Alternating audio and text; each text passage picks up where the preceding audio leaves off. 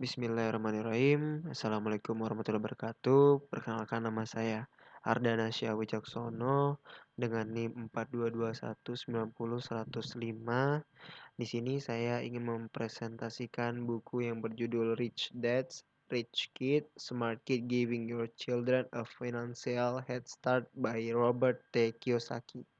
Oke, sebelumnya saya mohon maaf sekali karena saya menggunakan PDF di sini karena file PPT saya tidak bisa dibuka dan saya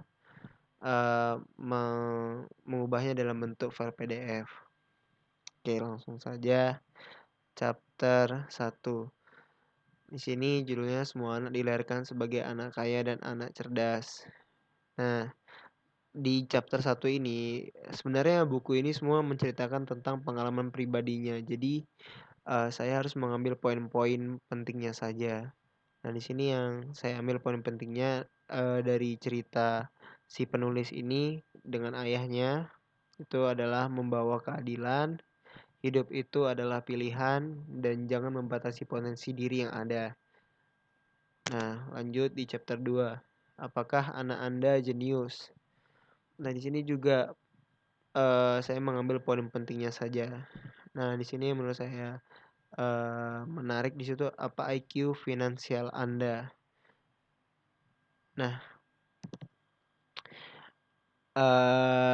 si penulis di sini bertanya kepada sang ayah. Nah, lalu sang ayah menjawab dengan cepat, kecerdasan finansial bukanlah tentang berapa banyak uang yang Anda hasilkan, tapi tentang berapa banyak uang yang Anda simpan dan seberapa keras uang itu bekerja untuk Anda. Nah, jadi misalkan Anda itu bekerja lalu mendapatkan uang dan uang itu tidak habis begitu saja, namun uang itu dialirkan lagi sehingga menghasilkan uang yang lainnya. Jadi Anda tidak kehabisan uang. Oke. Nah, yang lebih menarik lagi di sini ada apa itu intelijen. Nah, intelijen di sini menurut Howard Gardner, kecerdasan sebagai kemampuan untuk memecahkan suatu masalah, menciptakan suatu produk yang bernilai dalam suatu budaya yang ada. Nah, tetapi dalam konsep yang ada di buku ini, intelijen itu berarti kecerdasan untuk membedakan. Jadi semakin kita bisa membedakan sesuatu itu maka semakin cerdaslah kita.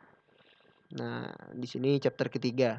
Chapter ketiga ini judulnya Beri Anak Anda Kekuatan Sebelum Anda Memberi Uang Kepada Mereka. Nah, di sini poin pentingnya adalah bukankah diperlukan uang untuk menghasilkan uang? Terus orang kaya itu tidak butuh uang. Terus Anda tidak perlu terakhir miskin untuk menjadi orang miskin dan uang tidak membuatmu kaya. Nah, lanjut ke chapter 4.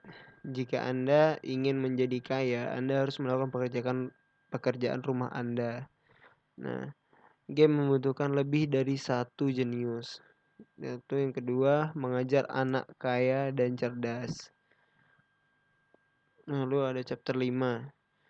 Nah, di chapter 5 ini berapa banyak formula kemenangan yang dibutuhkan anak Anda.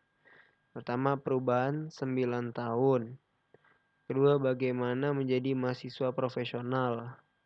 Nah, yang ketiga, guru sekarang curang. Yang keempat, mengapa sekolah swasta dan sekolah rumah meningkat. Nah, di buku ini ada jelaskan perubahan 9 tahun. Perubahan 9 tahun itu maksudnya adalah seorang pendidik terkemuka dan seringkali kontroversial yaitu Rudolf Steiner. Yang filosofi pendidikannya tergabung dalam sekolah-sekolah Waldorf yang dilaporkan merupakan salah satu sistem sekolah yang tumbuh paling cepat di dunia saat ini. Nah, menurut temuannya adalah bahwa sekitar usia 9 tahun, anak-anak mulai memisahkan diri dari orang tua dan mencari identitas mereka sendiri. Maksudnya mencari identitas sendiri ini adalah mereka diajak berkebun atau diajak memasak atau diajak naik motor-motoran atau segala macam. Nah, itu adalah proses yang terjadi perubahan intinya pada anak selama 9 tahun. Nah, Dari buku ini, si ayah ini, dia karena dia tahu bahwa anaknya ini tidak terlalu pintar dalam belajar. Nah, dia itu ingin eee, menaruh kepercayaan kepada anaknya untuk menjadi orang yang percaya diri di sekolah, meskipun itu melalui olahraga daripada akademisnya. Nah, begitu. Nah, di sini ada dijelaskan juga di chapter ini yaitu guru sekarang curang. Apa maksudnya itu? Nah, menurut di buku ini banyak pengambil artikel-artikel ya. Eh, Salah satu contohnya ini di pinggiran kota Maryland, seorang kepala sekolah dasar mengundurkan diri bulan lalu setelah orang tua mengeluh bahwa anak-anak mereka dilatih untuk memberikan jawaban yang benar dalam ujian negara.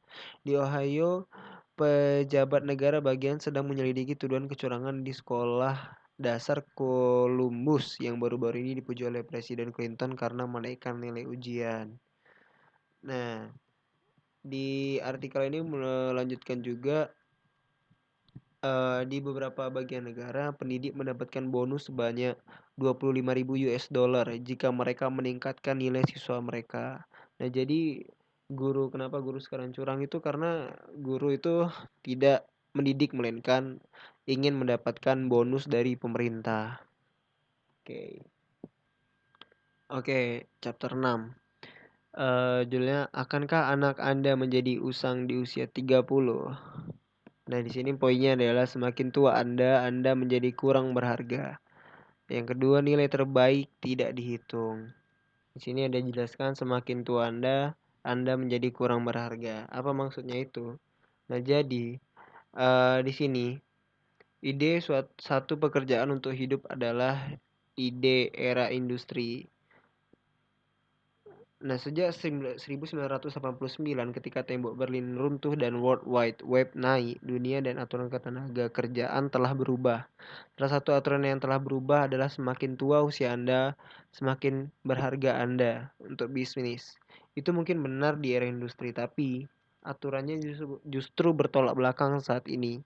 Bagi banyak orang di era informasi, semakin tua usia Anda, maka kurang Anda menjadi berharga. Nah, kenapa bisa begitu? Kenapa Anda menjadi tidak berharga dikarenakan usia Anda? Nah, ibaratkan Anda telah dikasih sebuah pedoman nih untuk belajar dan anak itu mempelajari pedoman itu terus-menerus. Sedangkan zaman itu terus berubah dan berkembang gitu. Jika Anda tidak siap untuk berkembang dan hanya mengikuti pedoman itu, maka Anda menjadi kurang berguna. Seperti itu. Nah, di sini juga dijelaskan nilai terbaik tidak dihitung. Kenapa nilai terbaik tidak dihitung? Karena masa depan milik seseorang itu tidak bisa terpaku oleh nilai yang terbaik. Nah, untuk memiliki masa depan yang bagus, nilai baik saja tidak cukup. Maka harus dibanding di harus diimbangkan dengan nilai-nilai lain selain nilai akademisnya. Entah itu nilai dari soft skill, entah dia bisa public speaking atau olahraga dia atau sesuatu yang di luar akademis. Nah, itu perlu banget untuk masa depan. Jadi tidak hanya terpaku oleh nilai akademis saja. Oke, yang chapter ke-7, akankah anak Anda mampu pensiun sebelum 30?